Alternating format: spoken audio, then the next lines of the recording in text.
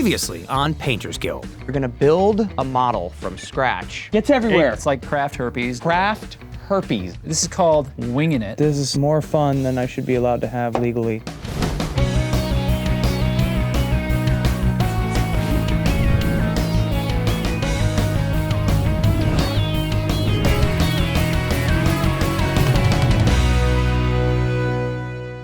Welcome back to Painters Guild. If you were with us last week, you know that we are here with Berf, and we are doing something we've never really done before. We are doing terrain, and we are doing modeling from the ground up, which is really cool. So we've been working on our Baba Yaga hut. Baba Yaga hut. I said that right. So last week, if you remember, we started with the foam base we carved out. We then did our chicken legs out of green stuff and wire. We moved up to kind of a foam house that we put together, and we did the roof, and we did the side shingling. So this is where we are set. And what's next? Where do we go from here? Well, we've got a lot of great work already behind us. The next step is we're going to take some terrain elements. Have you done any basing on the show No, yet? not at all. This is the first. I'm very excited to do this. Okay, so some of these techniques actually will transfer to any miniature that you do. Okay. If you have a plain base and you want to add some texture to it to give the illusion that it's actually ground. And there's a few simple tricks that I'm going to show you that are going to make sure that any base that you do is actually going to be something that has a realistic look to it. Okay. Very minimal effort too. Cool. The first thing we're going to want to do is we're going to want to take our palette and we're going to take some just regular wood glue. I like wood glue because it still dries fairly quickly, but it has a very strong bond. The only difficulty with, I believe, wood glue is that it's a little thick. And so what we're going to do is water down like that. Wow. So go with just a glob. Yeah. Sorry, I love the smell of wood glue. No, Sorry. In the morning, it's great, you know. Big smile. A cup of coffee and a bowl and some hearty wood glue. So take some of your water too, Will. Okay. And just put some water onto that, and then take the end of a brush and just start to stir it up. Okay. Yeah. I used too much. Oh, no, you've got as much as I've got. It's see the the thickness here? It's kind of, to taste. That's You're going to get away with it. Okay, it's going to be fine because it's not super story thick. of my life. So using a junky brush, you're going to want to take. Yeah, these are good brushes, so I'm going to put this one away. Yeah. Cheap brushes, these usually are like at a craft store in a pack for $5 for 20 or 30 brushes. And then you're just going to coat the whole base, a section of your base. It's okay if you hit the toes of your chicken hut. It's okay if you hit the toes? Yeah, I just kind of wipe off any excess that's on there. Just liberally cover the entire base with the wood glue. When you get it to an area that you like, you can then start to put some ground cover on. These are little containers that came in a kit. I believe it was Army Painter, and you can see that you've got little debris. Oh, so you have little, debris things. Some things that I use, pardon my reach, that I actually recommend. I have brought a small container of cat litter. Of course. As you do when you're doing terrain. New cat litter? Yes. New, it's unused. Okay. I'm a big fan of recycling, but I'm not that big of a fan of recycling. Okay, let's just making sure. There are lots of different types of sand and grit that you can buy. You can kind of pick and choose from everything here, but the trick in my mind is to mix these different elements together. Okay, before you put it on or as you put it on? As you put it on. I mean, you know what? Show me your technique here. Yeah, well, it's not so much a technique as just like you grab a little pinch and then just kind of drizzle it on there. Pinch. Sure. It's like salt and peppering a fillet. Yes, exactly. You're going to add this layer across. This is the thinner material. And then you're going to go back over. You might have to add a little more glue. And then you can add a thicker material and then just keep building up until your base is covered to the point where you feel like it looks right to you. I'm going to actually add a little more glue now. You want mine? It's a little thicker than yours. Nah, this is actually working pretty well. I got great glue. Pretty good at that. You're really good at the glue I'm pretty good ratios. At the glue stuff. I don't like to brag, but... You're classically trained in glue mixology. I am. Wish there was a classically trained glue mixology school, because I would have kicked butt at that place. You could always open it for the next generation. When do you know if you're done with one layer? Is it just, again, kind of feel? It's kind of feel. I would say that if you're going to add multiple different layers, take that into consideration. It doesn't have to be exactly even, and in fact, if you're trying to make things exactly even, I would say that's probably the only way to do this wrong. Nature, it's a hot mess, and there's a lot of variance. You have different sized rocks, you have grit, and other elements that don't match up with each other. So having the sizing available really creates, I feel like, a realistic base. Now, can we use the grass too? We're totally going to use the grass. The grass is going to come in the very last stage, though. Okay. Because we're going to want this this terrain element to dry. And so it's okay, obviously, if all the stuff is getting on your brush and in your glue. And in your glue and everywhere, it's fine. This is not a very neat or tidy process. It's going to be something that It's fun and messy. is fun and messy. I just see a giant restaurant now called the Chicken Hut. We could give KFC a run for their Pretty money. much all that I see. All of the shops are actually mobile. That would be, wow. It's like a food truck, You have to find it, only with chicken legs. and it tries to hide from you. That's the yeah. key. Well, I think that would go over really well. I think so too. Hide and go eat. Wow. That's do a you good think? title. Yeah, hide and go Hide eat. and go eat. So how much are you covering yours? I feel like I'm every area good. of pink be covered? No. In fact, that pink is a light enough color that when we go through with washes and paints and things, it's actually going to turn into an earthy kind of brown. Okay. So I'm pretty happy with where I'm at. You look like you're pretty much there too. I think it's pretty good. It does look like some of the stuff there is a little loose. Yeah. So I would put a coat, tap it. You've done this before. I haven't actually. That was just instinct to tap That was it. instinct. Like it's like Yep. reinventing the wheel just because it felt When right. something's broken, Yeah. tap it. I would also say maybe a little bit of glue over the top. Looks Like good. over everything? Just dab the glue on. Just dab it on. Don't rub it because then you're going to move too much. But if you just dab, and then that glue is going to dry clear, and it's going to form a little bit of a seal. But overall, I think it's pretty good, and we can move on from there. Working our way up, we have two options, and I'm going to leave it up to you. We can either prime the legs with our surface primer, Okay. because we want to cover up the green. Sure. The green's going to be hard to paint. Or we can paint a color onto the roof. Why don't we do the legs first and Okay. then work our way up? I like the way you think. Yeah. Okay, It's so in my head area. this is just a surface primer, Okay. and we're just going to take a little bit of that, So we just straight up painting Yep. the legs, right? paint the legs. So Nothing anywhere that you special. see green, just give it a good coat. Typically, you'd be really concerned about like loss of detail and all of that. But given the way that we've sculpted this, the detail is fairly minimal. Okay. So you can go pretty thick with your coat. Just try not to glob it on.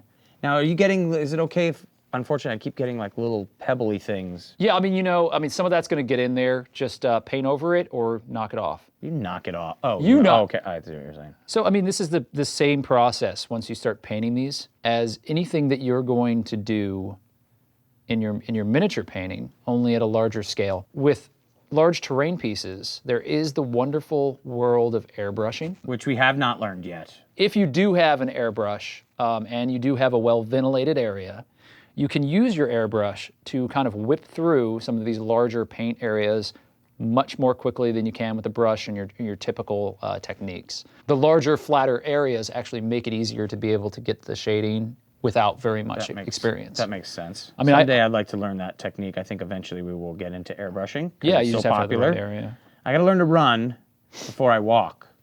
I feel like you're running. That's not right. Well, you're at least briskly walking. You gotta learn to walk before you, that's what it is. I don't think I'm crawling anymore, but I'm certainly We've really been walking doing real slow. Yeah, we've been doing a horrible job with the analogies. Brian Merlongi, our pro, who's not very good at painting, not very good at giving tips, is also just terrible at analogies. It's pretty funny. Yeah, maybe it's a right brain, left brain Nah, sort of it's thing. just that nobody likes him and he knows it. But since we're stuck with him anyway, maybe this is a good time to go to a pro tip. Brian? I'm here again to annoy you with another pro tip, Will. Cork is the Swiss Army knife of the terrain world. Cork mimics rock, dirt, or even lava when applied carefully to the base of a miniature. Working around this figure's feet, I'm carefully cracking off some cork and gluing it down using super glue. By making little bumps and outcroppings and then painting them black, you're ready for the real magic. Dry brush the cork gray and then white, and it magically transforms from a drink coaster to rocks right before your eyes. Back to you, Will. So how much of this should be covered? Is it every little, do you want to make sure we don't see any green at all, even towards the bottom? I think you're fine. Like, how's that? That's actually great. I mean, you can see here I've left some green. I have to get into this section here. But Okay. other than that, I feel pretty confident with where we're at. Okay, good. And then we can let that dry, and then while that's drying, we can actually move over to the roof. Cool. See, that was my plan. That's why I did it in my head area. So, Will, This is way more sticky than painting minis. It's a messy business. You got to get in there. is, I'm and telling you. Roll up your And do sleeves. your thing. Put or your not hands in wear the cat sleeves. litter. We're gonna choose colors now for Okay. the roof, and you can choose whatever you like. I'm gonna stick with the blue that I used for the Mama Baba Yaga hut. Okay. But if you wanted to Baba choose Mama Yaga. Baba Mama Yaga. There you go. Nice. So if you want to choose a different color though, you should feel free. I'm seeing a little bit of a red. Yeah. If I'm honest. Yeah. And we're using the regular P3 stuff. Yeah, I mean, the P3 is great. You could use the Citadel range. You know what? I think I'm gonna go with some type of a green. We haven't really used the green much. I'm gonna do this one. And look, hey. your tray Hey! is magically clean. Magically clean tray. what I've happens. decided to go with the warm green. I'm using both the Meridius and the Arcane Blue. Oh, you're gonna mix? I am going to do a little layering, which you are free to do as well if you'd like to find a lighter green that you can use or a darker green. Yeah, maybe I will. I'm going to do, I don't want to blow your mind here, but I'm going to use some wet blending on the top of this. What? Yeah, so it's That was my layering- mind blown. Yeah. It's we're going to put one layer of paint down while it's still wet. We're going to put another layer of paint and just blend them together with a Okay, brush. well, this is not a technique I'm familiar with, so. Yeah, and then your brush is a little wet while you do it, hence the wet blending. But Then it's aptly named. I'm surprised Brian hasn't told you about this. Brian doesn't tell us much. Yeah, this is a very a porous paper material. So this Okay. is cardboard. It is going to absorb the paint. You could technically spray this entire miniature, start from the ground up, Right. have a sprayed, primed miniature all the way around, build yourself back around. But for the sake of the simplicity of this tutorial, we're going to use everything we've got. And it's a perfectly acceptable way to do it. In fact, it's how I did the model that I showed you in the first episode. Okay. I actually used the wood. I put washes across the wood. I used the cardboard as it was. I didn't do an overall prime. Okay, that's good to know. I'm starting to use my smock as my because they're too clean and I want it to look better. So I'm gonna join you on that. walk me through this this technique you're talking about here. And you're not watering your brush. You're going straight. Straight without adding any sort of mixing to the And you're paint going itself. lighter to darker or darker to lighter. I'm going darker, and then I'm going to go back over with a lighter. Just get a coat onto a section there. And are you going to paint the whole roof? To do the blending correctly, if you choose to do it that way, what you're going to want to do is take your second color, and then while the paint is still wet, you're just going to add it to the raised areas where light would be hitting it. You're just going to add a little bit of a highlight while the paint is still wet. There are ways to do this where you're taking in another brush that is a little damp and then just pulling the paint. Can you see what I'm doing there, Will? So I'm just the little damp brush. a little separate brush. I'm just kind of pulling the paint so that the two colors are blending a little bit. And it's kind of mixing the paint on the miniature. This technique, you can spend as much time or as little time on it as you want. Good, then I'm done. Yeah. But this is going to give you a little more depth, and it's going to make the miniature have a little more pop. Pop is a big word when it comes to mini painting. We've heard a lot about the pop. Have you heard about the We pop? have. We've heard a lot about the pop. I'm curious to hear what your definition of pop is at this point. Well, Will. like for instance, if we do a good edge highlighting to give it a pop. Yeah. You know, that kind of thing we'll hear about. We're also hearing about different, like we're doing here, different colors together, giving, one color looks great, but you put a second color on it and boom, there's your pop, dark against light. Yeah, I totally agree. I mean, like the thing about it is that miniature painting can become muddled, and that's your enemy at all times. The idea that everything kind of turns into a indistinct blob when you're looking at it from any sort of distance. So anything you can do to create lines and highlights and definition Is worth it. that's pop. Yeah. And you want that because that's what's going to cause your miniature to stand out. Like and this, again, how do you think? yeah, so like here, you've got your highlight on there. Yeah. Yeah, that looks good. Yeah? And so like just think about it as light hitting a structure. So like Okay. anything top lit, just put a line up there. Alrighty. And then you can blend it as much as you want. Oh, see, that's kind of cool. You like it? I do. Is it a technique you think you can translate into miniatures? I do. One of the things I don't use nearly as much as it seems everybody else does, maybe because I don't have the control of it yet, is water. Paint quality is so different between different companies. Right. And certain companies, you don't even need to use water. Other companies, I think it's just a matter of taste. Yeah. And honestly, most beginning painters do not water down their paints. Right. And they still have fine results. That's the thing is I'm starting to learn when to do it, when not to do it, when I like it, when I don't. I've found one of the biggest challenges is to know when you're done. Well, that's not just a miniature problem. Right. That's just an art issue, you know? Like, you have to kind of know what you want out of it and when you're done with it. Right. All right. I feel like I could blend that and do all kinds of stuff. I'm pretty close to being done here myself. Dunsies. That's a green roof. Yeah. Looks good. Green So roof. there's stuff that you can do. Sorry. There's stuff that you can do to, you know, add more depth to that if you so choose, which would include using washes and things like that. I kind of like where we're at right now. I do too. Okay, so if we take a look here at where we're at, Will, feels like that primer is pretty dry now.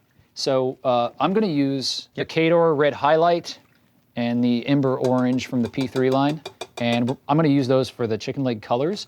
You're welcome to use them as well. You know your chicken legs, sir. I know my chicken leg colors, that's for sure.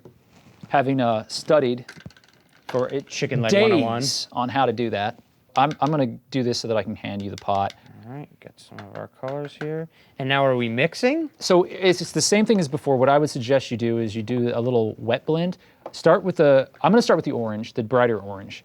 And I'm going to go over and I'm just going to paint the legs so that they're a uniformed orange. And then I'm going to come back in with the yellow while it's still a little wet and try to blend that into the orange a little bit. Okay. And that is going to create some quick highlights. Have you done a lot of layering technique? We've done some, but not a huge amount of layering yet. We're getting there. We're getting there slowly but slowly. What are you looking forward to next? My Crystal Brush Award. Okay.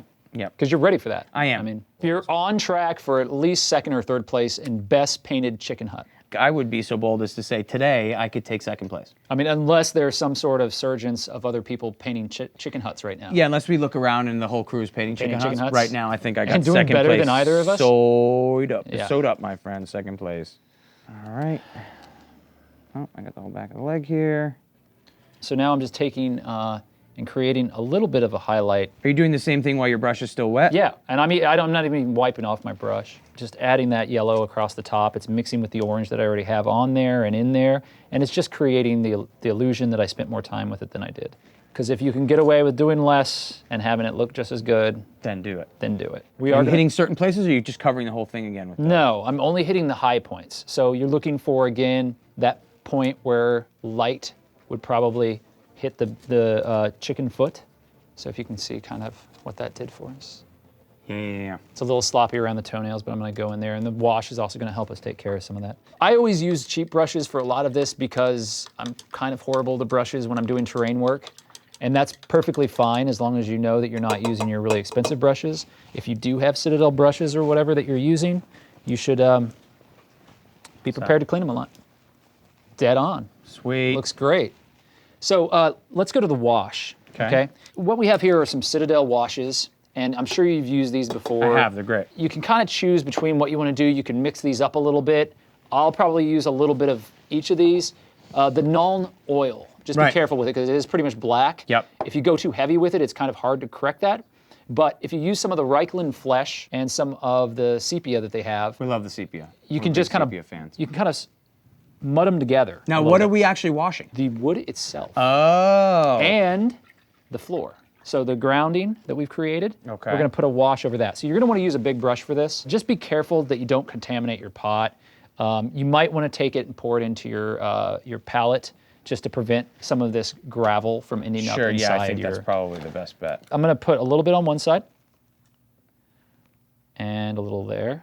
So all I'm doing is just going, and like if you stay to the corners and the edges where shadow would be created with some of the darker stuff, you do want to go over everything so that it's not a bare wood color, but you probably want to go lighter towards the center. But you can see like there, dark edge, I'm just going to go a little heavier and just going to let that seep into the wood. Okay. And then edging is always good because it creates depth. Yeah, I mean, these are, in my mind, the best washes on the market. Yeah, these are great. Especially their browns. They also have great metallics. That looks amazing. And you used a little of the Nuln in there, too. Yeah. So you've already got that depth in. I'm going to wait on the Nuln until I do a full coat, and then I'm just going to touch in some Nuln. I'm kind of mixing and But no, matching. you're doing great. It looks really good, so I think you should just go with it. Yeah, it gives kind of a cool wood grain when you kind of Right. mix all three of them together. And so like if we had primed this and we tried to do this, it would be you'd have to put a base coat down. Right. You know? But why do that when you've already got the wood Well, it's coloration? kind of like you're staining the wood. Right. Okay. And so the other part that you're doing too is the base, but you're going to be dabbing. So instead of rubbing, because you've still got that kind of loose Right. stuff, Gravel and everything. you just coming want off. to dab across that base. And magically, even the pink foam is now going to look like ground. How are you doing over there? I'm good. I haven't hit the base yet. I'm still That's okay. washing my wood. The base goes pretty quickly. So then you just hit the base, huh? Hit the base. There is one last step after we get this base done that I'd like for us to be able to accomplish. So I'm going to show you a little bit of the grassing that we can do to add just, again, some more differentiation to our earth. And then we're going to put some feathers on the tail Oh, sweet. of the, not many, just a couple, because these are just little babies. And that's just going to be with our good old friend hot glue. Oh, back at the hot glue. Your friend and mine. We're going to use the hot glue for everything. So I am going to take a little bit of this How's null. Spot on. It really does look good. Yeah. So I'm using a little bit of the null, and I'm putting it just in the edges. It's going to create some differentiation there. I'm doing the talons on the foot. I think it's dry enough to do that, just to give it a little pop. So we are deadly close right now. I think I know when to walk away. Feel good about it? I do. Okay, so we're going to set that down, and we're going to let it dry for just a split second. Do you have your hot glue ready to go? Yeah. So I would like for you to select your tail feathers. What? Yeah. I brought a whole box. I think you probably need 2 or 3. Okay, I feel like that's good for me. That's my walk away point. So I picked my feathers. you got your feathers. Yeah. I'm going to pull out a few myself. I think I'm took going to go. That's good. I'm going to just take a couple of these white ones here. Oh, so you got like, give me a white, give me a white one. Here. Yeah, like a centerpiece. Yeah. All right, so there's so many different things you could do with this. Select a section here on the back Okay. and just put a little dab of hot glue. You can kind of tilt the feather a little bit so that it makes a little tail. Oh, up like that. Yeah.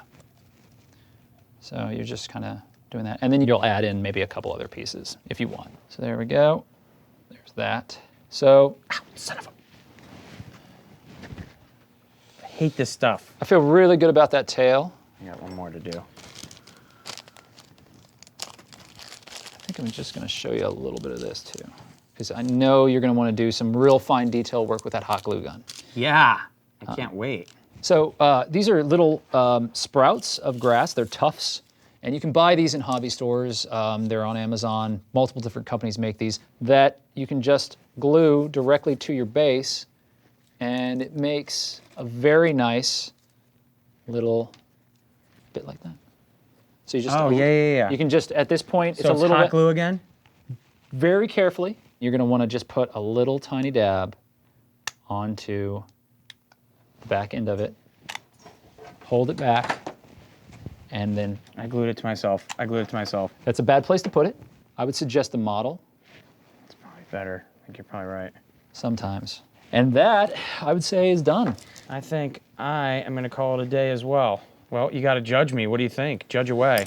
I think you should be extremely proud of yourself. This Yeah? was an ambitious project, Will, and in all seriousness, you've done a great job.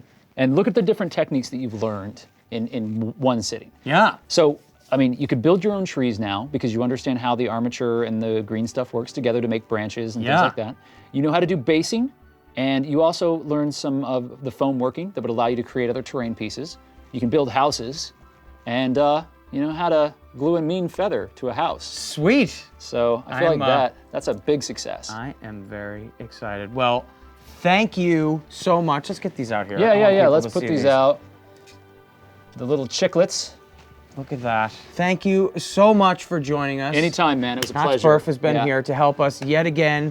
Very cool technique, something we hadn't learned before, totally new, and we're loving it. So thank you again for joining us. Please come back and join us again. Teach us some Absolutely. more awesome stuff. Yeah. And thank you for joining us. Come back next week, and we're going to be doing some more cool stuff. So just remember, every great masterpiece started with a single brushstroke. Thanks a lot.